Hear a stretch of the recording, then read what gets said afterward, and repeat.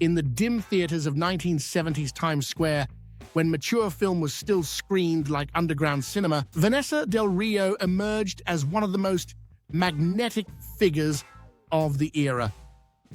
Before the internet, before the collapse of film into pixels, she was an actress who brought intensity and personality to a world still figuring out what sexual liberation meant. As one of the first Latina stars in the industry, Del Rio became a symbol of both transgression and representation, an icon originating from the smoke and squalor of old New York. Born Ana Maria Sanchez in 1952 to Puerto Rican and Cuban parents, Vanessa grew up in Harlem, surrounded by the churn of working-class Manhattan. She described her mother as an innocent, church-going woman who never quite knew what to make of her daughter's appetite for the world. Vanessa lived under that cloud of religion, mass on Sundays, guilt on Mondays. By 8th grade, she'd had enough. She dropped out, traded hymns for city noise, and tried on a straight life for a minute, studied coding, and even landed a job as a computer programmer before she was 20. But the 9-to-5 grind couldn't hold her for long. At one point, she was on the streets, living out of a stolen Volkswagen with a boyfriend who was more outlaw than lover, and realizing that stability was never going to be her story. To earn money, she turned to waitressing, which led to work as a topless barmaid and then a go-go dancer. It was here that she accepted her first film role, a small part in Sean Costello's China Doll, because, in her words, it paid $150, which was exactly my half of the rent. The industry in the mid-1970s was still emerging from the shadows. The US had just gone through the so-called porno chic explosion, and classics such as The Devil in Miss Jones were being reviewed by mainstream critics and discussed on late-night talk shows.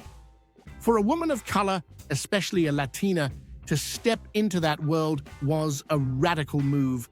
However, it didn't take long before her name was circulating through 42nd Street theaters.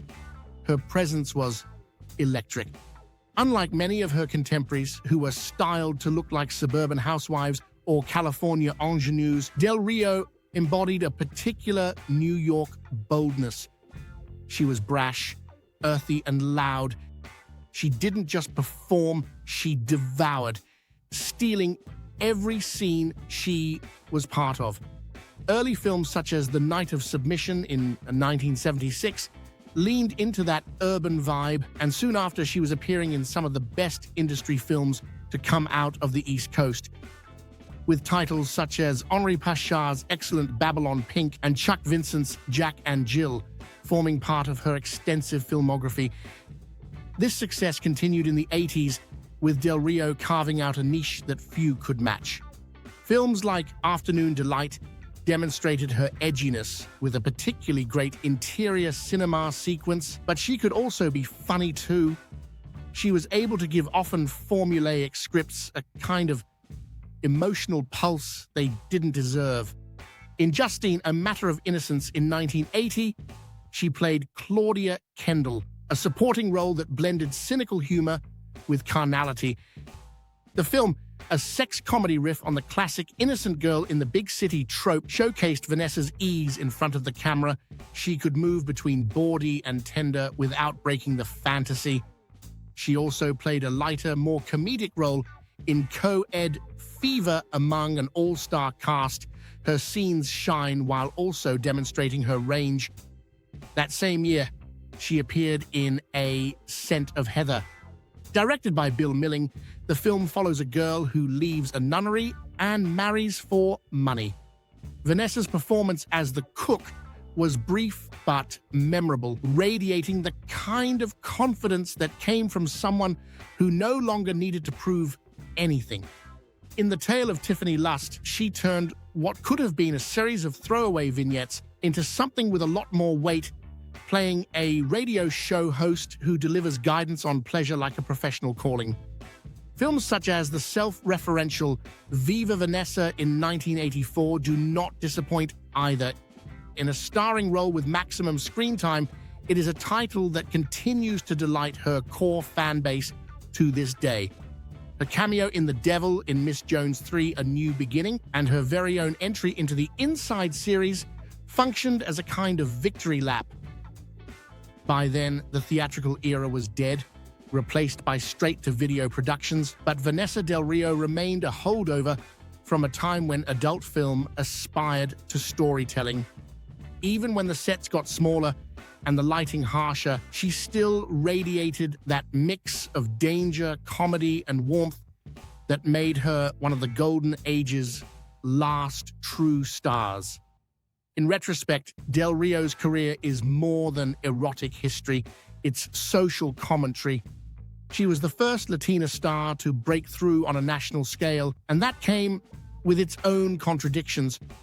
On one hand, her ethnicity was fetishized by directors and audiences who saw her as exotic. On the other, she harnessed that same stereotype into power and a wildly successful career.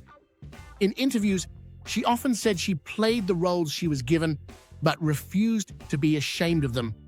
She was both subject and object, a woman using the system while exposing it.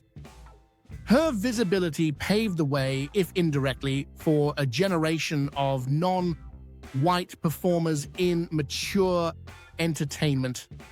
In an era still defined by disco-era racism and cultural tokenism, that's no small legacy. Vanessa retired from the industry in the late 80s, reportedly fed up with the grind and disillusioned by what the medium had become: cheaper, faster, less human. But she never vanished. She appeared in documentaries, on talk shows, and even in an episode of NYPD Blue. She later embraced her own mythos with Vanessa del Rio, 50 Years of Slightly Slutty Behavior, a Taschen art book that reframed her story through the lens of erotic iconography. By the 2000s, she had become something rare, an adult legend whose name carried weight far outside the industry, culminating in a movie about her life and career called Queen of Manhattan, released earlier this year. Vanessa del Rio's body of work represents more than genre film history.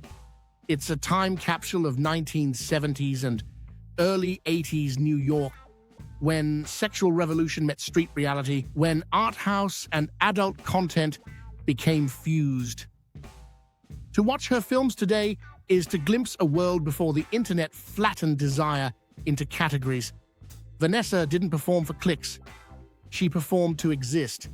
She remains, even now, a symbol of erotic authenticity, one of the last great stars of an era when the industry was something to be treasured.